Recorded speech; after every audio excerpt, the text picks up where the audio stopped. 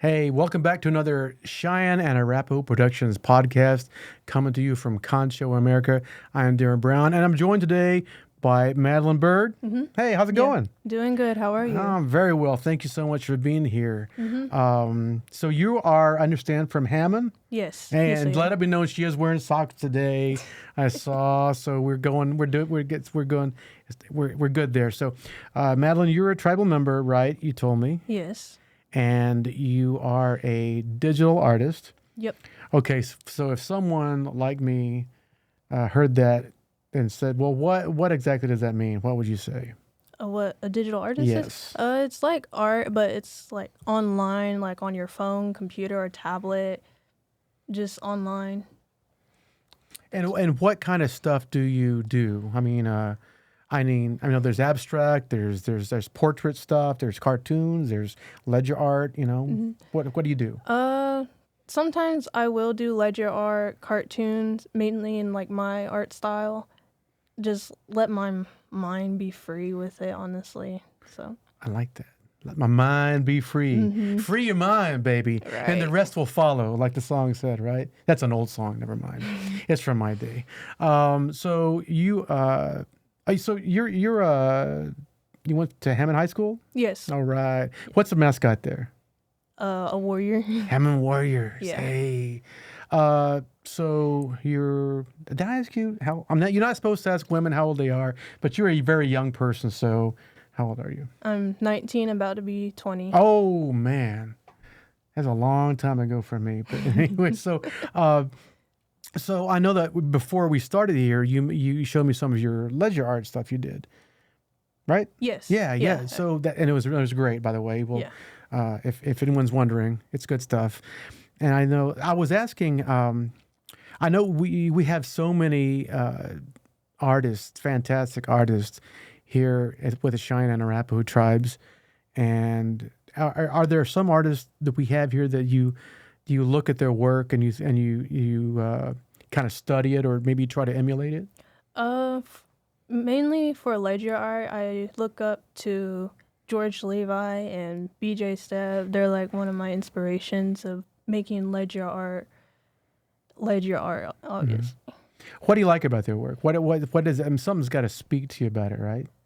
They tell a story. It's like very historical how we used to do art back in the day, and it's beautiful, honestly.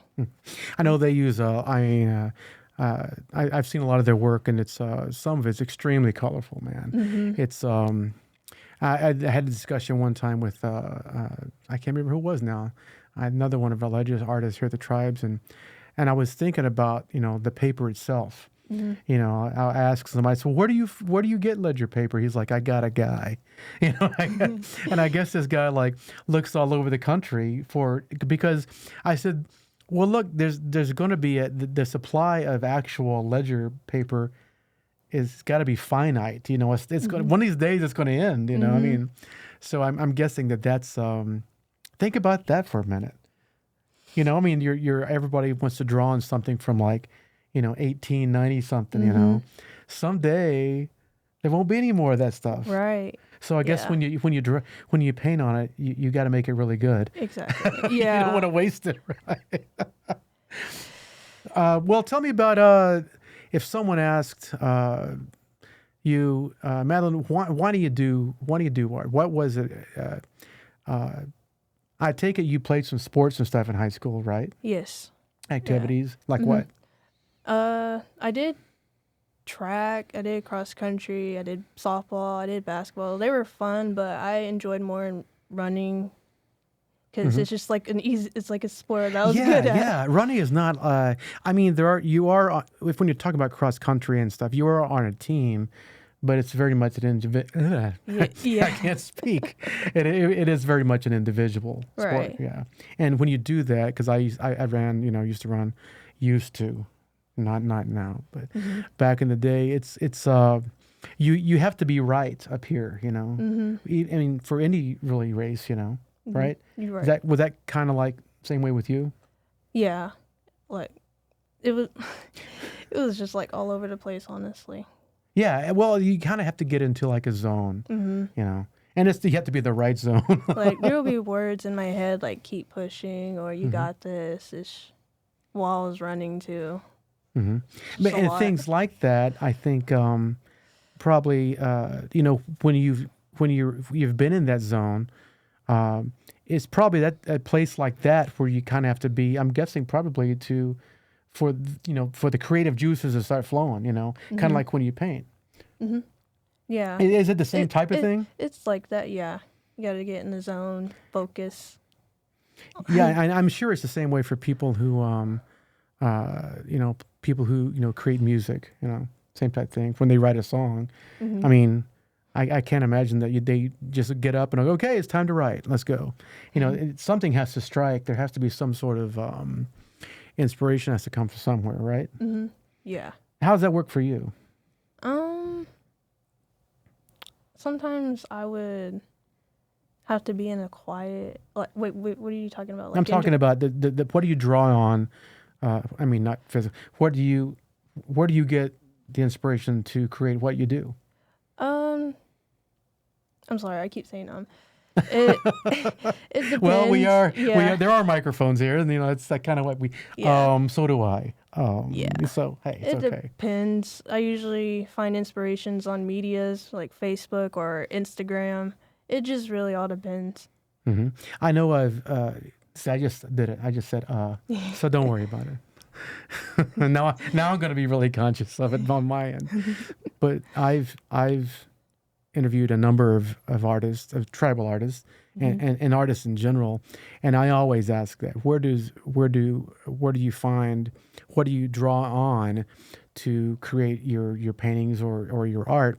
And some of them tell me they use photos, either current or even historical, and some say they draw on stories they've been told by their elders, you know, their grandma, grandpa, aunts and uncles, and some it just comes out of their head. Yeah, but that could be stuff they've read, and you know, we all have, you know, different experiences. I mean, you're a very young person, so see, I did again. So I've got a lot more experience, just world experience, to draw on than you do. But again, you've got this creativity inside you, and I think that's the one thing we were talking about.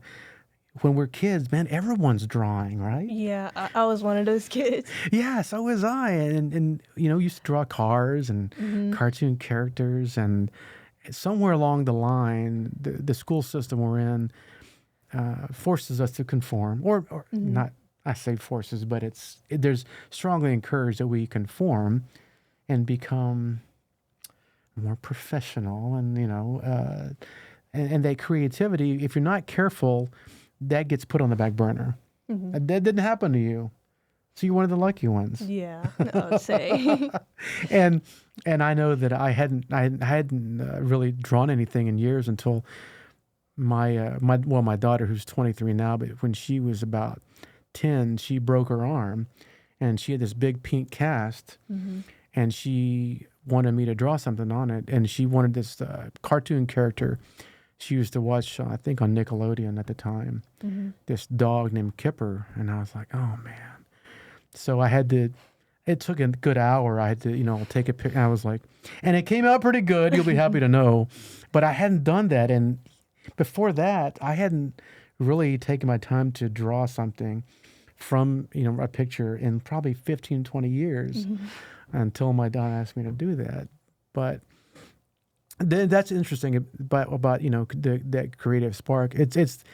We all have it. It's just that it's like muscles that you don't use. You know, if you don't use it, you know, like right now you've got great muscle memory, and you know, that's why I think it's important for people like yourself, especially younger people, to not lose that. You picking up when I'm laying down here? Yeah. I'm throwing out wisdom nuggets here. It's okay.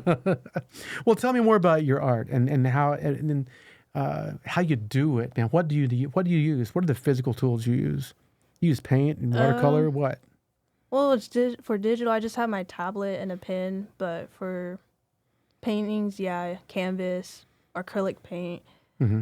It's not. It's not a lot, honestly. You dig on some acrylic or some oils? Acrylic. Why Mainly is that?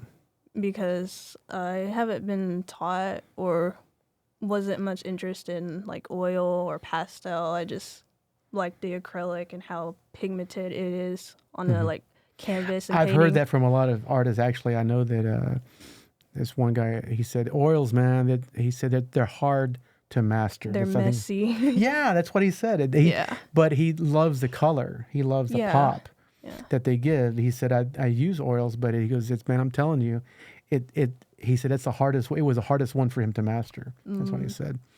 You ever do any watercolor? Yes, but I don't like it because you can't fix your mistakes Yeah. because it's water.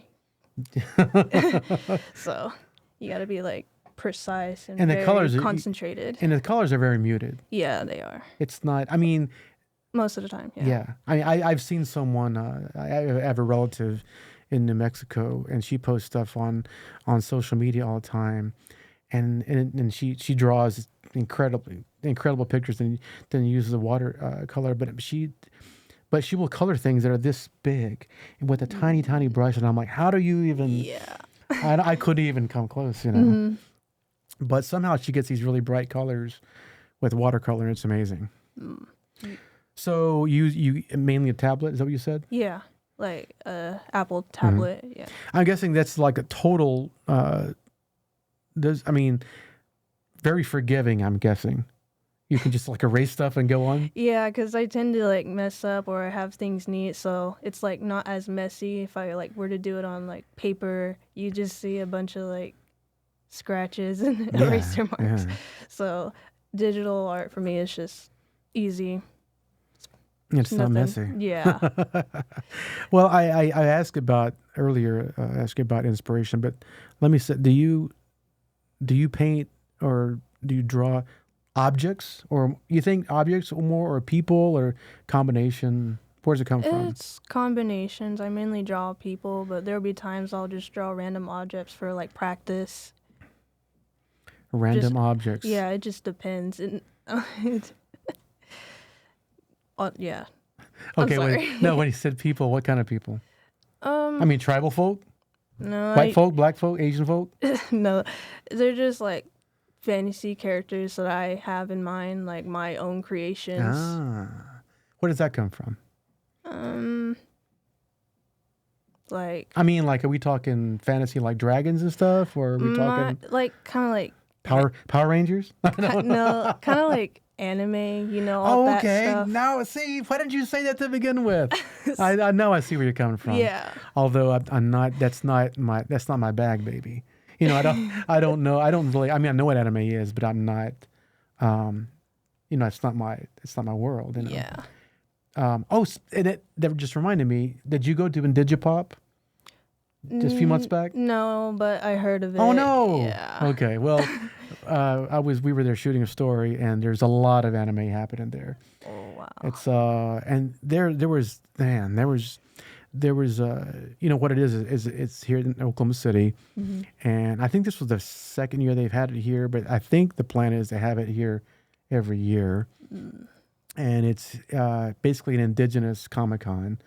So you have cartoon characters, and you have, like you said, anime, and then you have a lot of fantasy type stuff, and then you had it was really cool because you had a lot of native actors show up and sign autographs, and people from that were in Reservation Dogs, and people that have been in movies and things. Oh, is that something you do? Do you go to these conventions, Comic-Con stuff? I try to, yeah, but since living way out there in the country, it's hard for me to even get out and go to these events. Oh, but man. they're fun. I like to. Tell me about Hammond. Tell us about Hammond. Small town. It's. What do you love about Hammond? I grew up there. Most of my families are from Hammond, actually, so I like to stay close around family. I try to be around my siblings and my little cousins. I like watching them grow and kind of like take pride in their achievements too. That's one thing I forgot to ask you at the beginning. We introduced you, so where you're from, but here, and Indian folk, they want to know, people want to know, who are your people? So if you wouldn't mind, tell us who you are. Who your people are. All right. I mean, who your people are. Either, give us some names. People probably know your aunties and uncles and all that. Yeah. All right. Well, I'm gonna introduce myself again. I'm Madelynn Byrd. I was the former Cheyenne princess of 2020-2023. My parents are Byron and Michelle Byrd. I have one brother named Ethan Byrd, two sisters, Melena and Sharon Marie Byrd. My paternal grandparents are Terry Byrd and Jolene Orange. My maternal grandparents are Bill Weaselbear and Leatrice Gonzalez. My great paternal grandparents are the late Amos Beaver and the late Sharon Byrd. And my great grandparents, maternal great grandparents, are the late James High Chief Howlingwater and the late Marie Whiteman. Those are who are my folks. Wow. See, Yeah. I was just thinking, do I know all that far back in my? I don't know. If you haven't figured it out, I'm not Cheyenne, and I'm not Arapaho. I'm too short to be either one. Oh. I'm Southwest size, Mm. No, I have some family in New Mexico, and then some, and I'm part Coach D, part Choctaw, and part Caucasian. I'm Caucasian. Hey, that one's for Hawk. So where were we? Okay, well, Yeah. you were telling me how much you love Hammond, Yeah. and well, so as you told me what was great, wonderful about it, what are some things, if you wouldn't mind, what's not great about Hammond? I'm kidding, and you don't have to go there. It's just a small town. It's far away. Yeah. That's what I mean. That's probably the only thing that's really wrong with it, right? Yeah. There's nothing much out there other than just the casino out there. Hey. Well, yeah, and I tell people all the time, in Western Oklahoma, in some instances, 100 miles feels like 400 miles, right? Yeah. Or at least 200. Yeah. But things happen slowly, and maybe it could be that maybe the tribes will get some more infrastructure out that way, but it's slow going, it's just, there's just a lot of, I think people don't realize that the CNA tribes cover or have serve probably about 10, 11 counties out on this side of Oklahoma, and that's a lot. I mean, some tribes have one, and they whine and cry around about that. I'm like, hey, we're serving 10, all the way out to Woodward. I don't want to hear any crying around out there. What do you plan? What are your plans with your art? Are you selling any right now?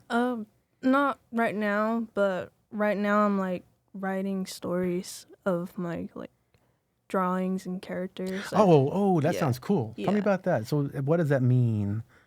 So do you have are you creating a backstory for every one of your pieces? Yeah, I want to.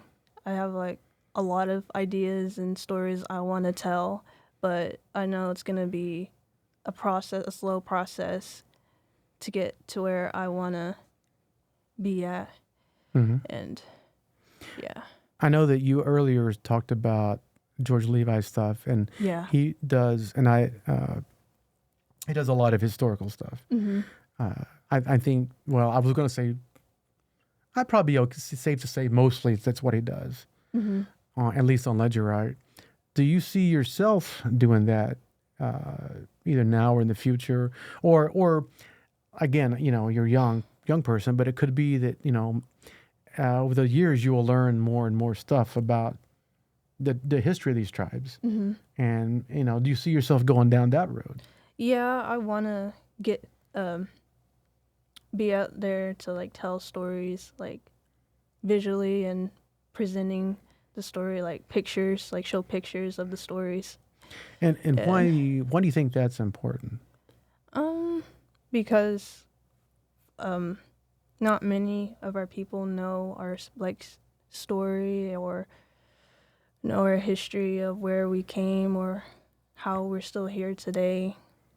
And I think people should know these things because in the long run, we're gonna like forget who we are or where we came from. Especially like these younger generation kids, they need to know these things, especially from their elders or people who know these stories. And yeah. That's a great answer especially coming from someone who's 19. I'm serious. I mean, I'm serious, because that's what, the mission, our mission statement here at Cheyenne and Arapaho Productions is to preserve and promote the languages, cultures, and traditions of the Cheyenne and Arapaho people. And I say this all the time. I said, that's our mission statement. Now, do we hit that goal every day? I'd be lying if I thought that we did. But we try. Yeah. Every single day, we really try to hit that mark. And I think we hit it more often than we don't. Mm-hmm. And it could be something as simple as, shooting video of, Indian Nations powwow or Red Moon or Barefoot. Or it could be something as simple as, covering the groundbreaking of a new building. Mm-hmm. Or it could be something simple as, students, the high school graduation, stuff like that. Or, you were talking about history. We went to Fort Marion down in St. Augustine, Florida. We've been there twice and with the tribes to tell that story. Mm-hmm. And did a documentary recently about that. And that's a story that we didn't even know much about. And it wasn't until we were down there and we learned the story, and then we have to figure out how to tell the story through a documentary. And hopefully people who didn't know much can watch it and then learn some more, and ask the people like their relatives who actually know more about it than we do. And so, yeah, it's about sharing knowledge. And here's another thing. I run into a lot of elders here who they know some language from way back in the day. Mm-hmm. Right over there, see? No, you saw me pointing. No, they have this. They think they'll say things like, "Well, I don't know much of my language," but you know what? They get around other elders.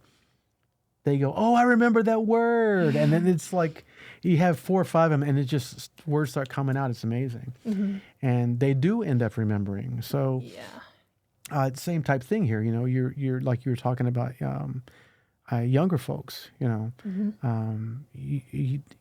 It could be quite possible that they only know bits and pieces, but not pizzas, but they only know little pizzas in the Hammon, right? Yeah. So they only may know little pieces here and there, but you get enough of them together, and if one of them knows something, then they're all gonna, because kids pick up stuff really quickly, right? Yeah, right? They do. I guess you've done your share of babysitting out there. If you got many times. So you tell me what you've learned from those kids.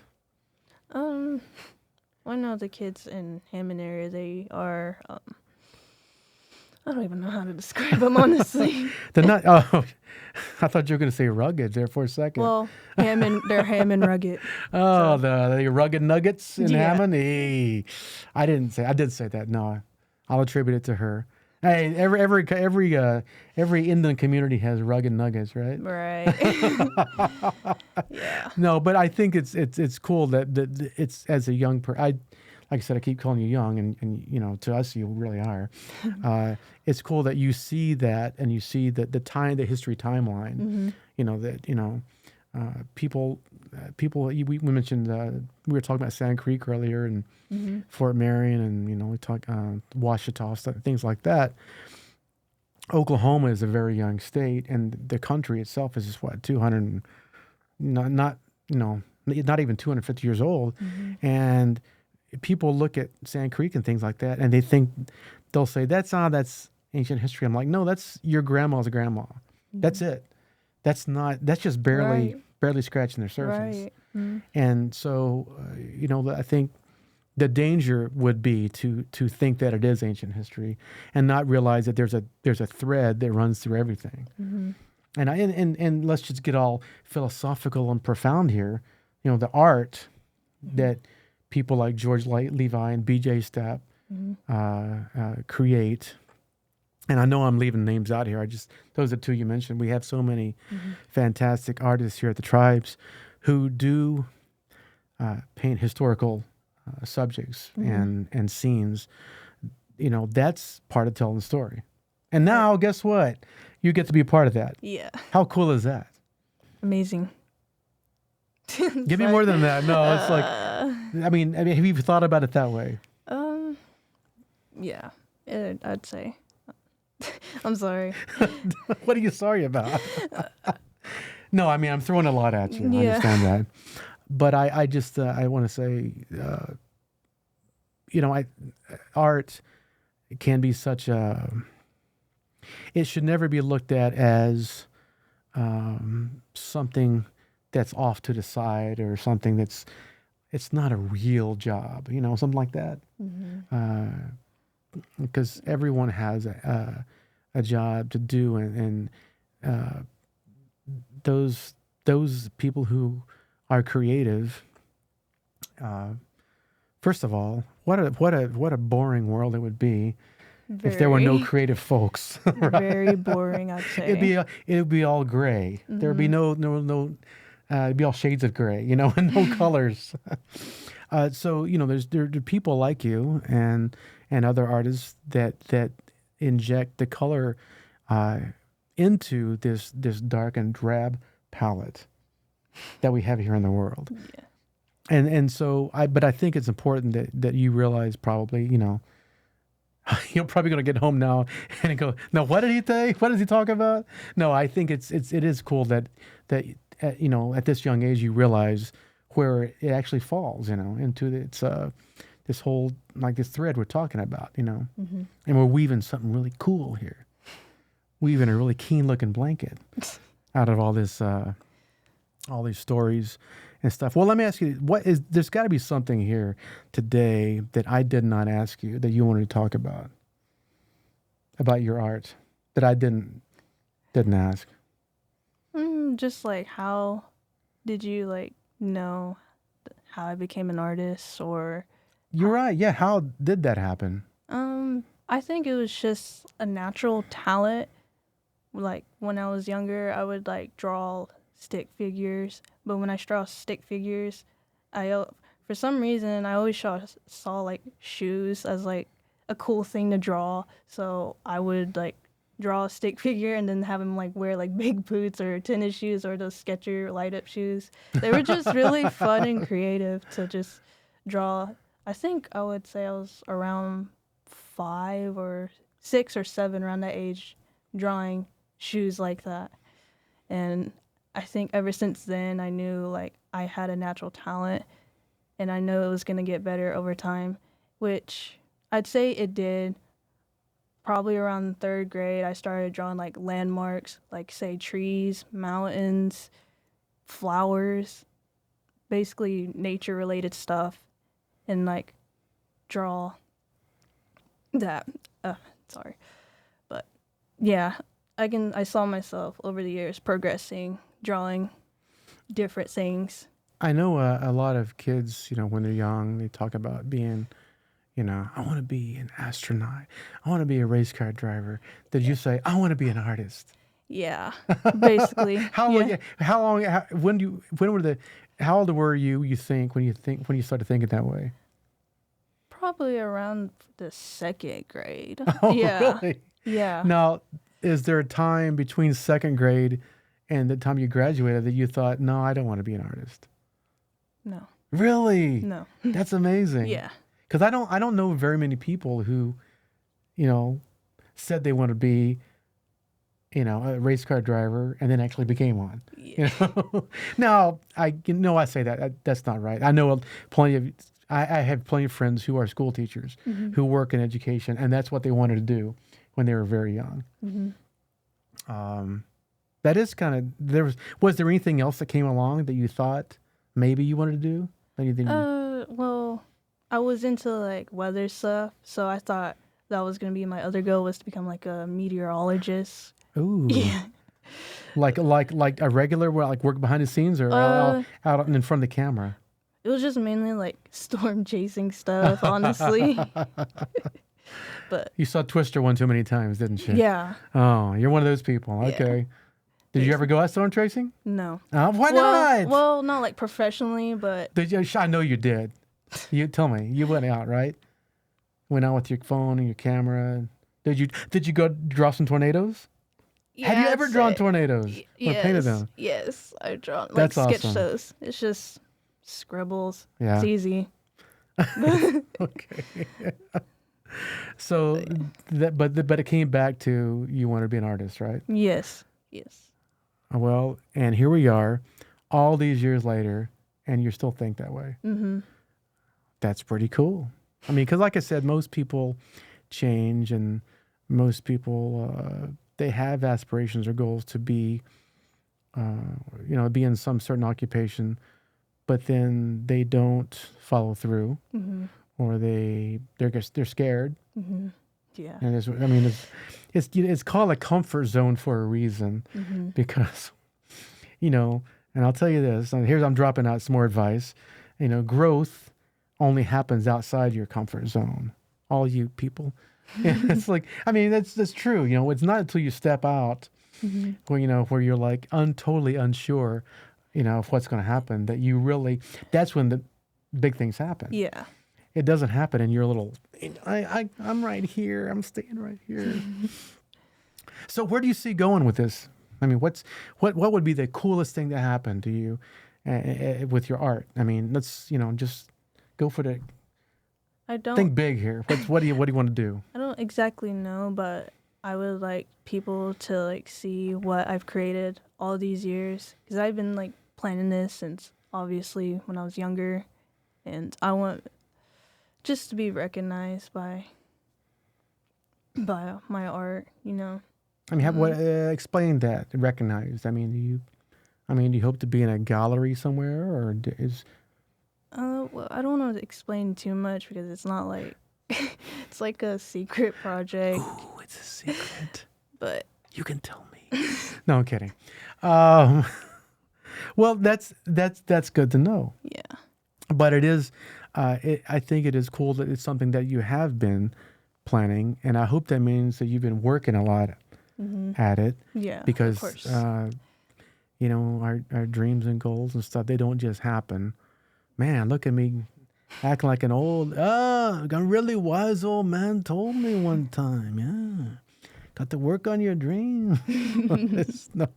But it's I'm very sincere when I do say that growth really only happens outside your comfort zone. And what I meant to say earlier was that many of us, and I include myself in this, we want to do something, but the truth is, no one's gonna ever say, "Hey, Madelynn, I got a great idea. I'll take all your art and put it out for sale, and we'll make a bunch of money." No one's gonna do that for you. Yeah. I mean, you have to make that happen. Mm-hmm. And I was talking with someone I went to high school with just not too long ago, and I went to high school a long time ago. So we were talking about we were just two old dudes, getting all philosophical and whatnot. And I said, we were talking about regret. And I said, look, there are certainly things that I regret saying and doing over, my life. But the biggest regrets I have are things that I did not do or I did not say, I mean, like I didn't apply for that job, or I didn't go out for that team, whatever it was. I didn't ask that one girl out that one time. No, I didn't know. I mean, I didn't study for that test, Yeah. I mean, come on. Stuff like that. So think about that. as you laugh. Well, okay, we're going to wrap this up. Okay. But before we go, like I said, I want to thank you so much for being here. Yes. Ha-ho. Alright. And yeah, I should, is there anything I missed? No, not what can Okay. I think Let of. me ask you this. Where can people find your art right now? I like most of the time I have like an art account, but I don't want to say what. But most of the time I'll try and post them on Facebook. How do they find that? Do they go to your page? Yeah, or it just shows up on their page. Are you on any other? Are you Instagram too? Yeah. Okay. Well, here's the deal. If you're interested, and why wouldn't you be? Check out Madelynn's work on Facebook and Instagram. Anywhere else? No. Coming to an art gallery near you sometime in the near future. Or the far future, we're not sure. Okay. Okay. Well, Madelynn, thank you so much for being here. That was a good time, right? Thank you. I told you, don't be nervous. Okay. Well, that's all we have for this particular episode. We will see you next time. Ha-ho. Take care.